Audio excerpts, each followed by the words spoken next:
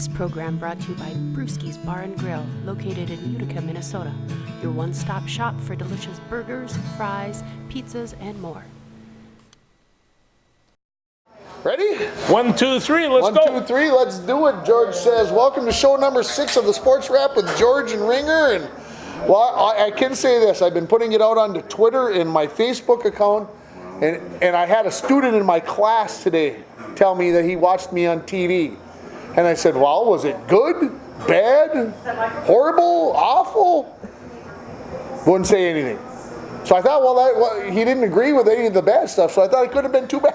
Hey, they got to put up with you all day, and then they watch you on TV at night, and then you get them a double whammy. There you go. How can that be wrong? How can that be wrong? I suppose we should start with the Bronx from last Friday night, huh? You know, it was a heck of a football game. It was. It was. Two Harbors came in, and can I say I was expecting more? Well, yeah, I think I was too, and they've been running the ball right down our throat for so long. But I'm going to tell you, what really shut them down was solid defensive effort after they got a 47-yard run or whatever it was. They kind of just took care of them, and the first downs were real hard to come by for the Agates. The scary part was when I did the stats on Sunday, George, we had 13 first downs in the game. They had 13 first downs in the game. I was very surprised. I looked at the rushing yardage. We had about 125. They had about 250. But they only had about 14 yards passing, and we had 175. So the score was 20-7, but the total yardage was like 286 to like 255. I mean, it was really close. The difference in the ball game was turnovers.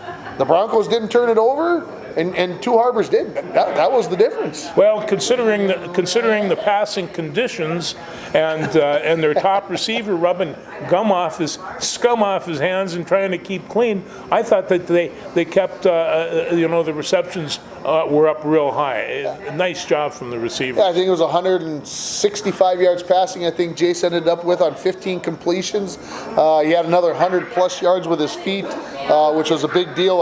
Two Harbors. I have talked with the Bronco coaches about having a spy on opposing quarterbacks. How long till somebody puts a spy on Jay Saline and says, we're going to sacrifice a guy in coverage because we can't have him get free. Well, no, and the fact of it is that he's, in all likelihood, the best running back in the backfield, and we run a passing game. So, for him to pick it up, be able to find that spot, make that cut over the tackle, and he does it game in and game out. I'm real happy with his running. And even putting a spy on him right now, I don't even know if that's good enough, because when he's in the open field, he's very difficult to bring down. You need two guys to trap him. You need a sideline. He's very shifty. He's very athletic. No, he is, and I watch him, and I think somewhere along the line in about the 9th grade, if we would have had a triple option, he would have been excellent at it. He has great feet, great hands, and a nice touch on the football. Broncos break an 11-game losing streak to Two Harbors. They hadn't beaten them since they beat them in the playoffs in 2007. So a big win in the respect that they beat Two Harbors, and Two Harbors was kind of living in their brains, in the Broncos' brains, and I think this win is more than just another win. Plus, the other big part of this win was the Broncos actually moved ahead of Crosby in the QRF. They're both 4-2. But if the Broncos can take care of business the next 2 weeks by beating Eveleth on Friday night and then beating Virginia next Wednesday in a game that we'll have on KCC TV, the Broncos will assure themselves a number 2 seed and a bye in the first round, and they won't play. They'll be into the semifinals with a home game on a Saturday afternoon, the 26th. That's big stuff. Well, when we started talking to the coaches at the beginning of the game, beginning of the season, they thought, that if they could bat 500, they'd be just fine. And here they are, the possibility of being 6-2, and all they have to do is come take care of business. It's not that they can't lose these games, but they shouldn't. Right. I would say on paper, when you look at it, they're the favorite, and this team hasn't been in that place for a long time, but they've been able to seem to hold that well. the Broncos have played well at home. They're 3-0 at home. They're 1-2 on the road, and those 2 losses came against a 3A school in GNK and a Moose Lake Willow River who's sitting in first place. So don't get me wrong, their schedule at home probably hasn't been as tough as it's been on the road. But the Broncos play at Eveleth. We could talk about 18 years ago, George, but we're not going to. Good. The Broncos have a tough game on Friday night against Eveleth. They're going up against a quarterback in Nick Bodette, who ran the ball on them very, very well last year. We talk about running quarterbacks. Eveleth Gilbert has that. Well, he's a big-sized kid, and I watched him play a couple of games today. And, and again, he's in a situation where he's probably the best running back. He's 6'2", about 220 pounds, and he runs well. What the Broncos are going to have to do, like they did with Two Harbors, number one, contain the edge. And if he can get outside, he can raise some havoc.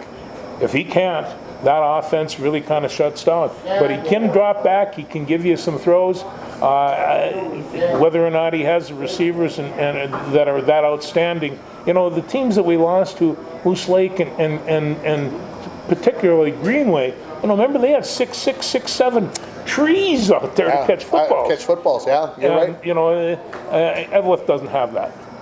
The Broncos are, of course, going to play Virginia next week at home. I'll mention that again. We will have that game for you on KCC TV and on kcc-tv.org if you watched it on the internet. And for those of you people who are watching the show, we had over 300 people on the internet watching the game, our broadcast of the Two Harbors game last week. Absolutely incredible. I don't know what we've got watching on TV. It would be great to know that as well. That's not easy to find out, but if you're watching the Bronco football games on TV and you haven't made a donation to KCC TV, we would implore you. Is that the right word? We beg you to do this because we need your money to be able to continue to do what we're doing, to get done what we want to get done this winter, and do the things that we want to do. We are going to have the Bronco versus LBF Vikings volleyball game on KCC TV this coming Monday as well. We just got that all kind of finalized, I believe, today. So we'll have 2 games on next week, volleyball on Monday and Bronco football on Wednesday. And then that's where we're going to sit. So hopefully, like I said, if you're enjoying watching those sporting programs and you're looking for other stuff, we do need your help. It does cost money to do these things, and we need your help. When we started out, we said we wanted 1 camera. We really needed 2 earphones. We wanted to keep it to a minimum. We've had so many people involved and so much more equipment involved. We've got 3 and 4 cameras. We've got a crew of 5 or 6 people putting on this show, and from what I understand, everybody tells me it's really fun to watch. And if they want it, and if we can continue doing this, we'd love to do it. But they're going to need some help. Yep, absolutely. And let's talk a little bit about the Heil Pike, the home cross country meet on Tuesday. I didn't see you there. No, I was still coming up from Minneapolis. My ears were still bleeding. It was damp. It was wet. It was the coaches said the worst conditions they've ever seen for the Heil Pike. It was a glorious day. Upper 60s, wind blowing, sun shining. It was glorious. But everywhere you stepped, it was water and mud and whatever else. The girls ended up taking 3rd as a team. The boys took 4th at the Heil Pike. It was an exciting day. Ava Hill, who we talked about from Mesabi East, she was the winner for the girls. She came across the finish line right in front of me and absolutely collapsed. She had spent everything she had that in Saturday. that race. She won the Swain cross country meet down in Duluth, and she won that by about 30 or 40 seconds. She's really waxing these courses these days. So she came across, and she had pushed herself to the limit to win. Ryan Ford, I believe, took 4th for the girls for the Broncos individually. Jake Erickson took, I believe, 3rd for the boys individually. So he had a very nice day. So the cross country teams have 2 team meets left. They got the IRCs next Tuesday, and then they've got the section meet on Thursday the 24th. And then anybody from there that would qualify for state, that's the first Saturday in November. So we wish those teams the best of luck, and hopefully they'll get somebody sent to state. Ryan Ford, of course, went individually last year for the girls. I'm sure her expectations are to get back there again. And Jake Erickson, as I just mentioned, for the boys, he ran so well for the boys. He has a legitimate chance as a senior to go down and run at the state meet and follow along maybe in his big sister's footsteps, and hopefully he'll get a chance to do that. Girls swimming and diving, they're coming up. They've got a couple of regular season meets left.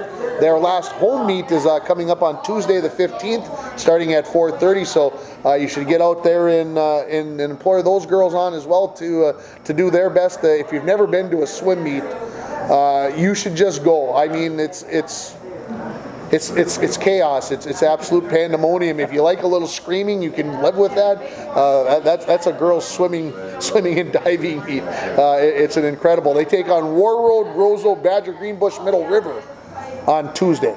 All those schools combined together to come on, take our Broncos on. And of course the volleyball team, they're playing their final road regular season game tonight down at Deer River. Good chance for the Broncos to get a win there. And then they play Little Fork on Monday, as I mentioned. That's their final regular season match, and then they'll get started with their playoffs on Wednesday the 23rd. So playoff time is here. And that's a home meet on Monday. Home match on Monday, and we'll have that game for you. If you can't make it out to the gym, we'll have it for you on KCC-TV and kcc-tv.org. So come on out, and if you can support, make sure you're watching it on the tube. Shall we move to college football, or do you? No. He wants to talk college football. We can talk some college football. Let's start with the bad stuff, so we can end on the good stuff. Okay. So let's talk about your Army. Tulane came in and played, inspired defense. They started knocking down the big fullbacks and started containing the ends. They put out, they had Kevin Hopkins was back. He's the starting cornerback. He was a little rusty to pick it up. And then Army would have a little surge, and then Tulane would come right back and stuff them.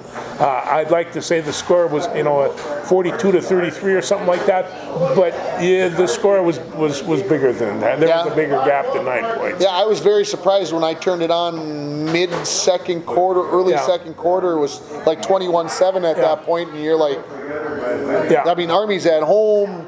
Homecoming. It was weird. I have to admit, I was not expecting that. So no, that was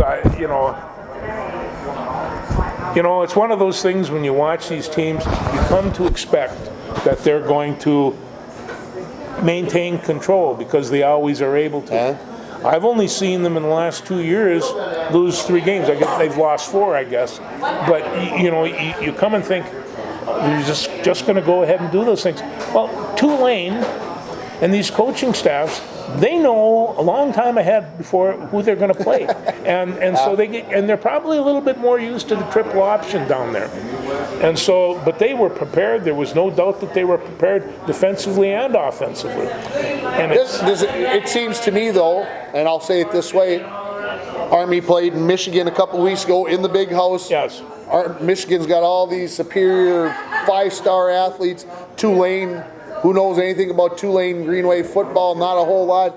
And they can come down and they can shut down Army at Army. And Michigan had a heck of a time shutting down Army in their own house. So it's weird that it should work that way. Well, it does, but I think that this might indicate that a lot more schools have a lot more shot at recruits, and they're getting better teams. And absolutely. And when the college teams are kept to 75 scholarships, the rest of the teams, they start picking up what is otherwise pretty good talent. North Dakota has been taking Minnesota kids for a long time. I've talking to a guy about St. Thomas, and he says that's the problem. St. Thomas might want to jump up to Division I, and they have to get permission for the NCAA to make the 3-to-1 type thing. And they says the big thing is that at that point in time they're going to have to offer football scholarships. And and the other thing, they says St. Thomas is getting booted out of the MIAC. Well, I don't think they counted on that. But for them to develop this kind of program was no accident. Yeah. They had this by design, by plan. They brought in the people to do it. They were going to be a football powerhouse, and in fact, they are. Yeah, and to take that next step in football, especially if you're going to go in with in the conference with North Dakota State and North Dakota and these teams, they've got good talent now. They're going to have way better talent than they have now. But all of a sudden, somebody said I didn't even think about it this way. There's only one Division I football team in the state of Minnesota. A lot of other states have multiple. Multiple. Lots. And they There's find only 1-2 division in the state of Minnesota down there, you know, and it's just in the St. Paul area, Minneapolis area, and the U doesn't want to give up recruits to another Division I school. Oh, and they're only minutes apart. And of course, that's one thing that St. Thomas has been able to take advantage of. They're sitting there right at the doorstep of the University of Minnesota, and if they have a football player that has issues academically or whatever, St. Thomas says, well, we're only down the road. Your kid can still live right here, and they've been able to absorb some of those kids from the U. It's going to be very interesting to see what happens. Meanwhile, a week from Saturday, they take on St. John's in St. Paul. You keep talking. And that would have been, you know, people are saying all the time, what's that going to look like if they leave the division? I'm afraid if they go to Division I, St. John's won't do that. But they're going to fill that soccer stadium in St. Paul, and they have it's been sold out for months, and it is our interstate game, much like North Dakota and NDSU. But these two people, they love going and seeing St. John's and St. Thomas beat each other up, and I have to admit I kind of enjoy it too. Absolutely. Speaking of getting beat up, our Bulldogs last week took a hellacious knocking around at Mankato. I'd call it a bloody nose, but it might have been worse than that. It was a gash of 35-0 at halftime, Tim. I sat there and listened to it, and I couldn't believe absolutely everything that could go wrong for the Bulldogs did in a very short period of time. And it's including getting our quarterback injured, including get Larson injured, and it's just I take a look at that and I think, you know, these two teams have lost very few times. UMD had a 26-game win streak going before Mankato. Mankato has what now, a 29 or 30, And then a week ago, UMD went to BSU and beat them up. Well, last week, with 5 seconds left, BSU came back and beat Augustana, which, you know what that means. All those boys had to go run and jump in Lake Bemidji after the game, and they wait to do that every year. And if you ever want to go to a homecoming game just to watch a bunch of beavers jump in the lake, that would be the way to do it. Meanwhile, Minnesota. The Golden Gophers. They beat up Illinois, and they did it on a 2-back running game. And I hear the third back's going to come back healthy. I hear Abraham is going to be back this week. He is. He. There's no doubt. I mean, but it's nice to see Shannon Brooks back. He went over 100 yards, and Rodney Smith had 23 carries for 200 yards. 211, I think, was the number. I think, if I remember right. And you know. Tanner Morgan had himself a real good day. He's got those great receivers, and so he threw for, I don't know how many passes he threw. It wasn't very many, but he had 2 touchdowns or 3 touchdowns. He's just a top efficient quarterback right now. This is Big Ten football at its best. Defensively, they're improving quite a bit. Okay. And that's the one I was always. Well, they got the Cornhuskers this Saturday night at 6:30. It's kind of a must game too. This is the one that puts them over the hump. Kind of gives them some respect. So many people are upset right now because they are not in the top 25. Yeah, they're 26th. They're 26. And I understand why they're not getting the love. There's that tradition that the Gophers haven't been there and everything else. No, I frankly, I'm kind of happy that they didn't get into the top 25. I am too. Didn't rather be. Okay, you beat Purdue and you beat Illinois. These are two of the teams that aren't kind of the whatever. But if you go out there and you can beat Nebraska, and Nebraska had all kinds of love preseason about how good they were going to be, and of course I heard already, their quarterback's hurt and blah blah blah. Hey, you beat Nebraska, you beat Nebraska. 6-0 would be nice. Bowl eligible right off the bat. Those are a couple of big things, and of course that confidence just keeps growing, and they're going to need it as they take on some of the better teams in the Big Ten. Obviously, their schedule is very fortunate; they don't have to take on the big boys a lot. That helps for them to keep this thing going. But I told somebody before the season they're going to win 9 games They're going to be 9-3 at the end of the regular season, and I got laughed at. I hope that person. And I know there's a long way to go. They still got to get 4 more wins out of 7 games, and I hope I didn't jinx the boys. But they should. I think they beat Nebraska. Very close. But I think they. And of course, I made predictions the last couple of weeks, and they've looked horrible. But this one I feel good about. The Gophers are playing decent football. Well, they are, and they're really fun to watch, especially that running attack. Anyway, I just a couple of notes I have. NDSU, they beat up Illinois State 37-3. A guy named Trey Lance, he's their quarterback. Yeah. And I bring this up because we're going to play against an NDSU quarterback in Philadelphia this weekend. Sure. And and this is the guy that kind of took over for him. And so he was 12 for 15 for 189 yards and 3 touches. And his feet are better than his arm. That's That's what I saw when I watched him down at Target Field early in the year. He's dynamic. He's really, really fun to watch. North Dakota whipped up UC Davis, which was a ranked team, and they beat them up 38-36 and in Grand Forks, and Davis was rated 5th in the FCS. St. John's walloped Augsburg 61-6. St. John's beat Concordia Moorhead 51-6, and that's one of the reasons that the big game is coming up. Yeah, the big game is in a couple of Saturdays, and they said I wish I could be there. I wish my daughter would have picked a better day to get married. But anyway. Well, no. Yeah. And then a couple of other things. Of course, Army took it on the chin. Army plays Western Kentucky this weekend. We'll see if they can pull it back together. But the big one is a Navy beat Air Force, and this is important because the Armed Forces Bowl is between the 3 schools, and Navy has set its foot down and claiming one part. And I have to say this: I watched part of the game.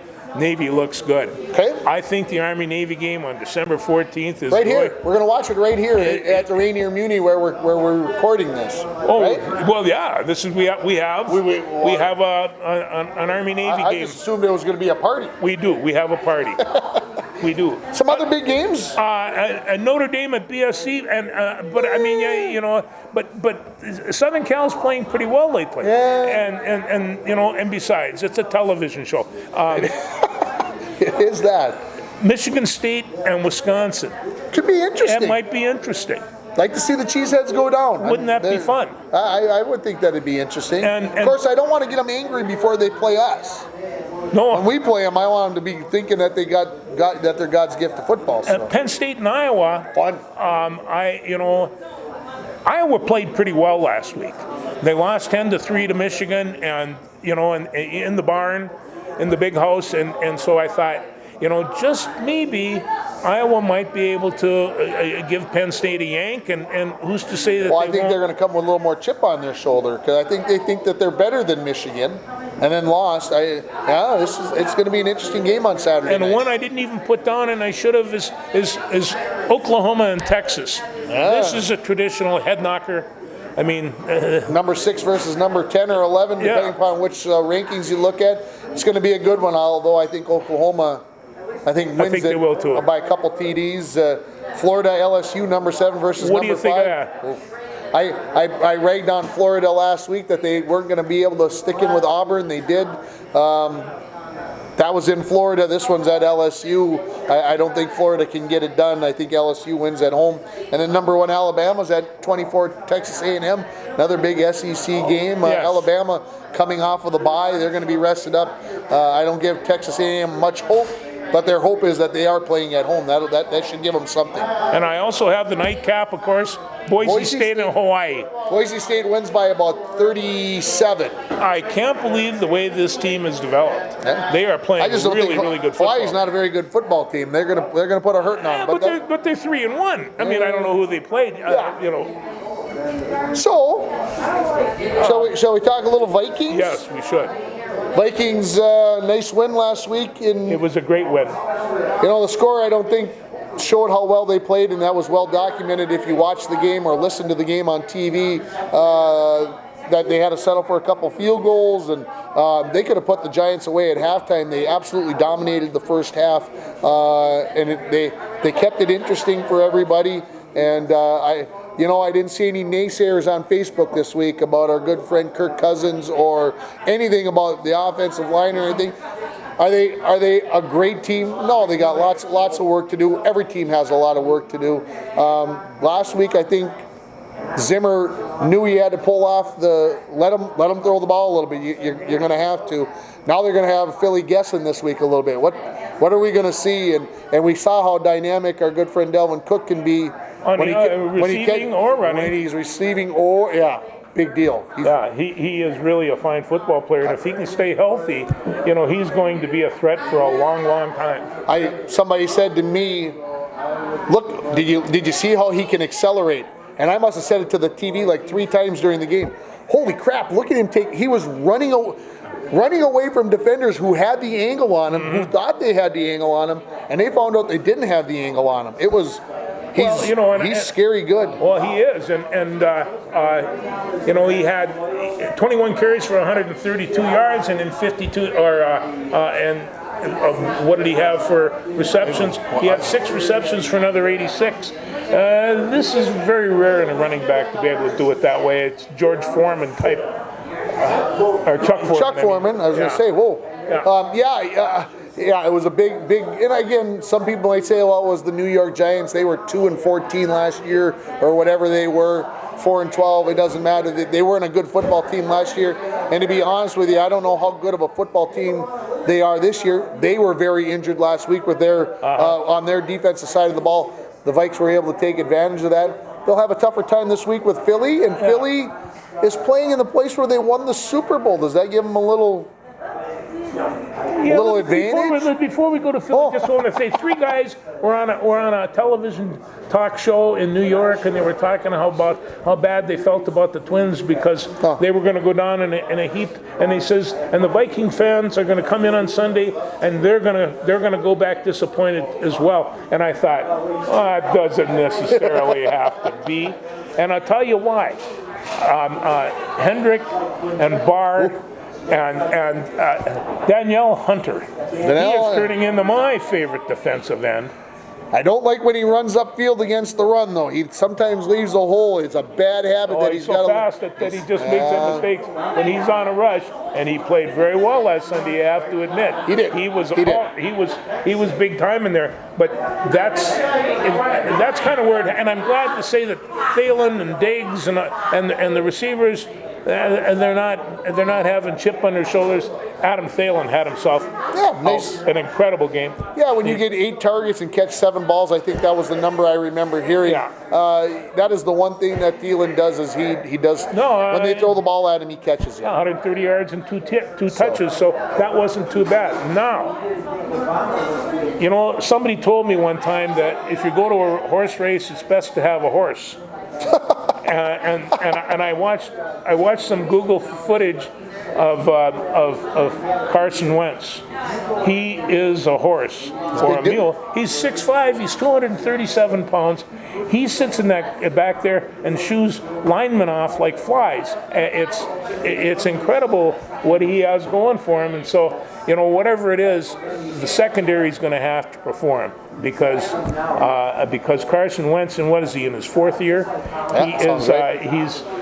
He is really an outstanding quarterback, and he is fun to watch. So he's the most dangerous thing that they have to worry about there. Although of course they have some good athletes, they have some good receivers, but I couldn't take my eye off of Wentz. He is, and it's the first time I've really studied him in any detail. He is good. Yeah, he's good. Absolutely. So what you got a prediction? Vikes win, Vikes lose. Where are we at? Well, the Vikings alternate weeks. Good, bad, good, bad, good. So does that mean I'll give it the Vikings by 3. I mean, they have as good a chance of beating Philadelphia. Right now, they're intact. As far as I know, there's no serious injuries. And what's happened now is Mike Zimmer's philosophy of solid defense and a good running attack basically Yeah. paying off. Yeah. You know, I mean, what was he? 22 out of 27? 27 passes. That's a first quarter stat these days, and it's and I think that's the big thing. They've got to find that happy medium. They can't just say, "Well, we're going to run the ball, run the ball, run the ball, run the ball." yeah. That's nice to say, but It is. You can't sit with 8 guys in the box and keep doing that like what they did against Chicago. So they learned some lessons. They learned it early in the season. I think they did. And we'll see what happens. Yeah. I've been looking over my shoulder over here. The Minnesota Wild getting ready to take on the Winnipeg Jets up in Winnipeg, and the Wild are 0-2. Their offense has looked anemic. It hasn't changed, and again they continue this road trip early in the season. They do play Pittsburgh at home on Saturday night, their first home game. Hopefully they can find some offense because. Okay, I'm going to say it. I think I said this last week, and I'm going to say it again. If this team bottoms out, and I've talked with somebody else about this team may have to bottom out, and that's not the way you sell tickets. It's not the way you put butts in the seats. It's not the way you make it for a great winter in Minnesota when your team has to bottom out. But I could see the Minnesota Wild bottoming out and being very, very poor because they can't put the puck in the net. And you'd think that Donato and Zuccarello and blah, blah, blah, blah, blah, you'd think that they could get it done. But for the first 2 games, last week against Nashville in the first game, they scored 2 goals 42 seconds apart. The other 59 minutes, it looks like they didn't understand that the idea is to put that black disc into the back of that red rectangle. It drives me crazy. That's why we're so lucky we have so many other hockey teams that we can follow and sponsor. So you went to Duluth last week and you saw our championship UMD play Alberta. The Dogs played the University of Alberta and got beat 5-3. They played all 3 of their goaltenders. UMD did? Yes. Okay. Each one got a period. What I noticed about Alberta was they were bigger than us. They were a little more physical than us, but the Bulldogs have got a new kid, a freshman kid out of Alberta that's playing for him. He's number 15, and his name's Quinn Olson. And I was mesmerized every time he stepped on the ice. I'm like, "Where's 15? Where's 15? I got to find this kid," because he makes things happen. He sees the game. He feels it. This kid is going to be a good player for this team this year as a freshman. I was like I said, mesmerized every time he was on the ice.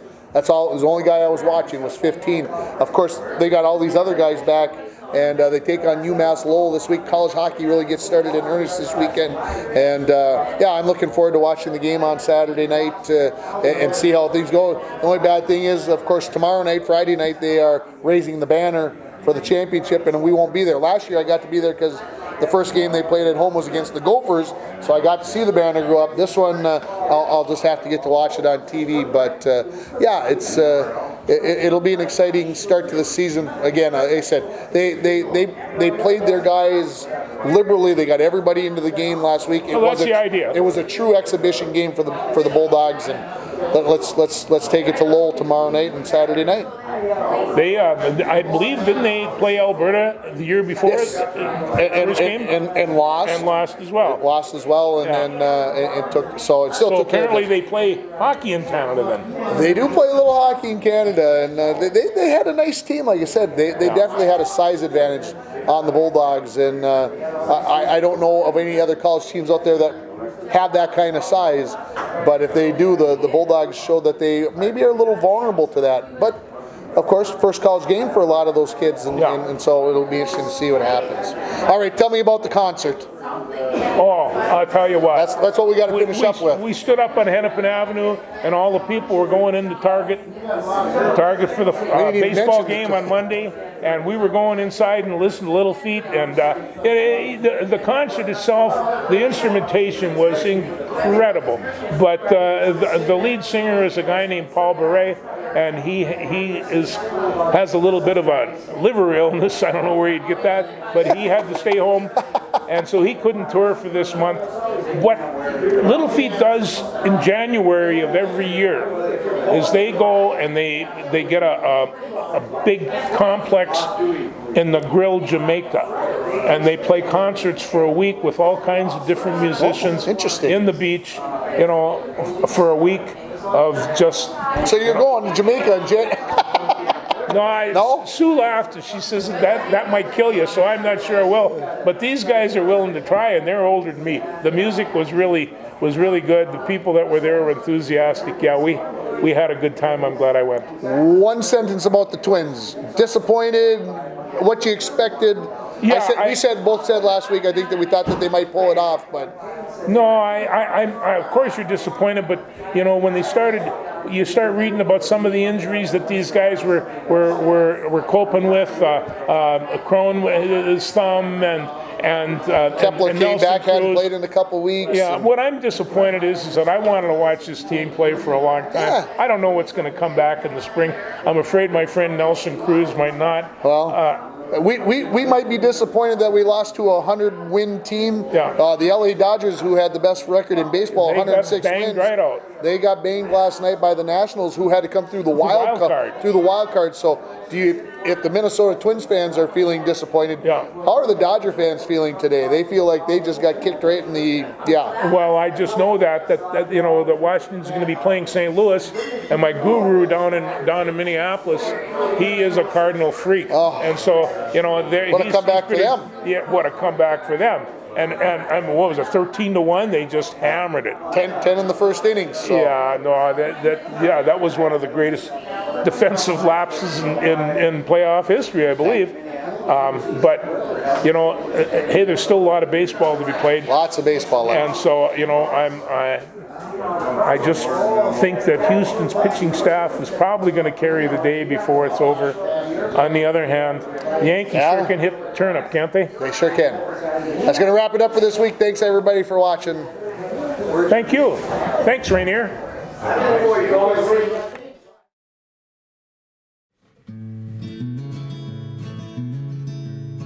This program brought to you by Brewski's Bar and Grill, located in Utica, Minnesota. Your one-stop shop for delicious burgers, fries, pizzas, and more.